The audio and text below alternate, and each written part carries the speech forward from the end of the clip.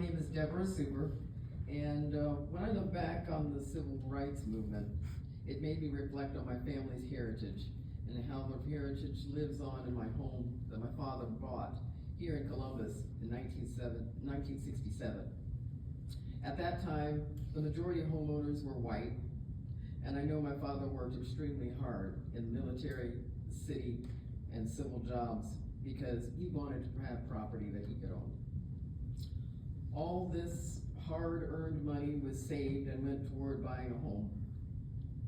And that investment would allow mobility for me and my siblings when he left it to us.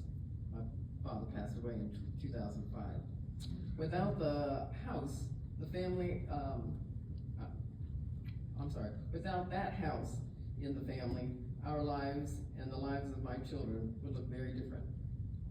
My daughter is living in that house today, and we are doing our best to maintain that it's over 100-year-old home, to keep it in good condition so that it can stay in the family. In 2009, my husband and I lost our home.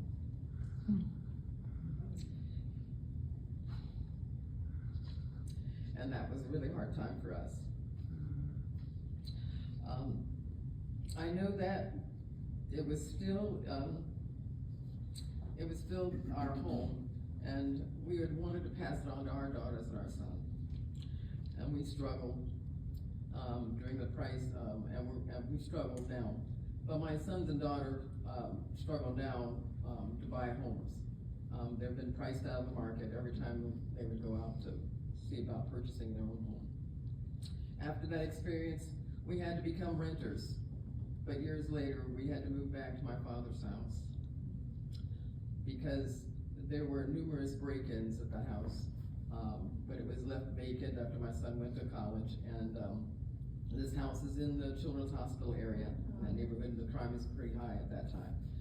We didn't want to see anything else happen to it while it was vacant. This home is an important part of our family history.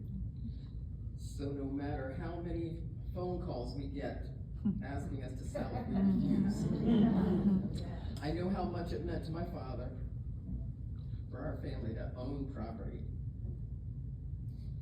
And we worked too hard to let it go. Since BREAD is currently working on housing, I know we are going to hear many more testimonies like mine. And one way we can gather these stories from our congregation is to do one-on-ones. In August, most of the team attended the BREAD orientation and one-on-one training where new team members could learn the art of conducting one-on-ones. I found that taking the time to practice really helped me get more comfortable doing them. This will be key to reconnecting people to do this work, because when we host a meeting at church, we know not everyone will make it. This fall, we had unplanned obstacles of members of the team being sick and then not being able to host our home meetings. Had it not been for the one-on-ones I had conducted, our church wouldn't have been able to vote on a topic at the team assembly.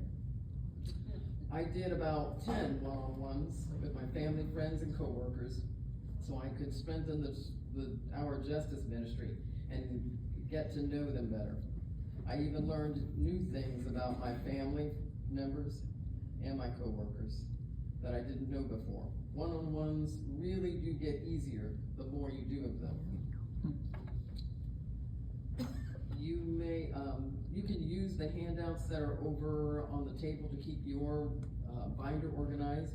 And for me, it just helped to look over to get to know questions right before I met with the person. The best one-on-ones are face-to-face, maybe over coffee or a meal. But when my schedule doesn't let that happen, I at least call them. With my wireless calling in my car, I can even use my long commute from Westerville to Grove City that I do twice a week to talk to people. Also, to be sure to take notes. Sometimes I would write down things in a notebook that I left in my car. But the big thing is just to find whatever way of tracking works for you and do it. I was able to have my network members' stories heard this fall because I took the time to fill out those one-on-one forms. We know getting together as a group has a lot of benefits though, so we are going to have the date of our network meetings set further in the future or in advance, so that we can give our people plenty of notice. And hopefully, we can all stay healthy leading up to it. By getting more organized, we can better support each other when unexpected things come up. In the process, we are strengthening our relationships person by person, so that eventually we will reach our vision of 50 to 1. We hope you do the same. And now we want to give you a couple of minutes to think about obstacles you face this year, and which opportunities either we have mentioned or the ones that are on your handouts that will help you get caught back up in 2024. Feel free to jot down ideas, and then we will call on people to share with the whole group. We will take a couple of minutes and then call on people.